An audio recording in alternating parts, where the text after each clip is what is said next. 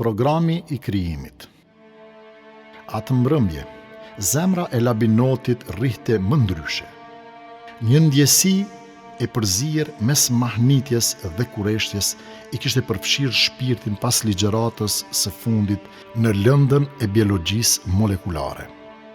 Fjalët e profesorit i tingëllonin ende në vesh si një simfoni e padukshme që shpjegonte sekretet e jetës. ADN-ja, manuali hynor i krijimit. Edhe pse trupi i tij ndjente lodhje, mendja refuzonte t'i dorëzojë gjumit.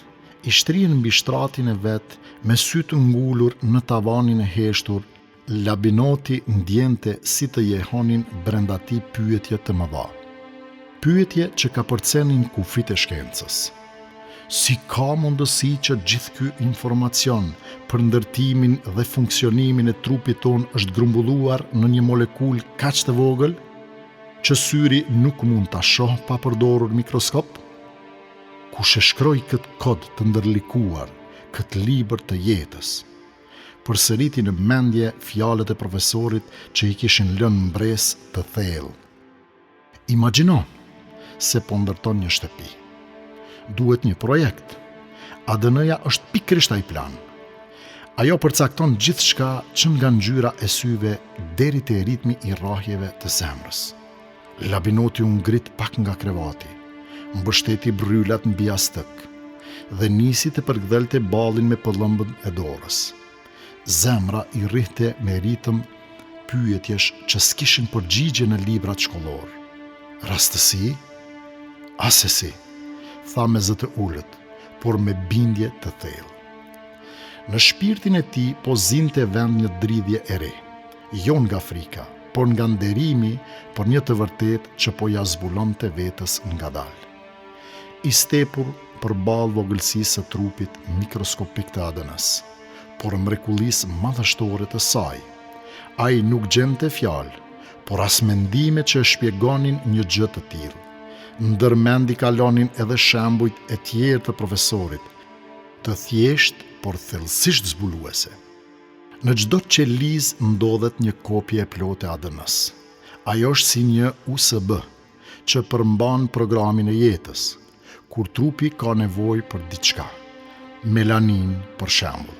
Qeliza lexon pjesën përkatëse të këtij programi dhe fillon prodhimin. Madhështore.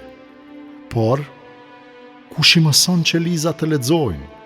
Kush i dha USB-s tër atë përmbajtje? Dhe më pas kujtoi një shembull që i adrodhi zemrën.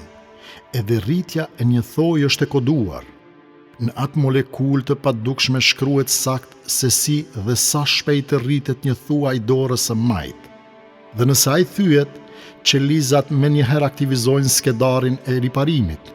A mund të ndodhë kjo pa një dije që i njeh të gjitha pjesët, të gjitha nevojat, çdo kohë e çdo vend në trup? Ai u ngrit dhe shkoi drejt dritarës. Jashtë, nata kishte zbritur but, me një qetësi që dukej sikur vetë universi po dëgjonte mendimet e tij. Një fladilet lëkunte degët e pemëve dhe dritat e zbeta të oborrit sillnin një ndjenjë misterioze, sikur edhe natyra donte të merrte pjesë në zbulimin e tij shpirtëror. Nuk ka mundësi që ky perfeksion të jetë rastësor. Kjo nuk është thjesht molekul. Kjo është një mrekulli. Kjo është një dëshmi e gjallë e një krijuesi që di gjithçka, që mendon gjithçka dhe që krijon me urtësi të pafund. Lot të lehtë i shkëlqyen në sy. Ishin lot bindjeje, mirënjohje dhe përullësie. Në atë natë të qetë, labinoti nuk po mendonte më si student biologjie, por si një njeri që kishte parë një copës të dritës hynore përmes një mikroskopi. Dhe ashtu në heshtjen e asaj nate, ai e kuptoi. Nuk kishte parë thjesht një kod biologjik, por një firmë të padukshme mbi çdo qelizë. Firmën e atij që e shkroi programin e jetës, me dijenin dhe fuqinë e tij absolute.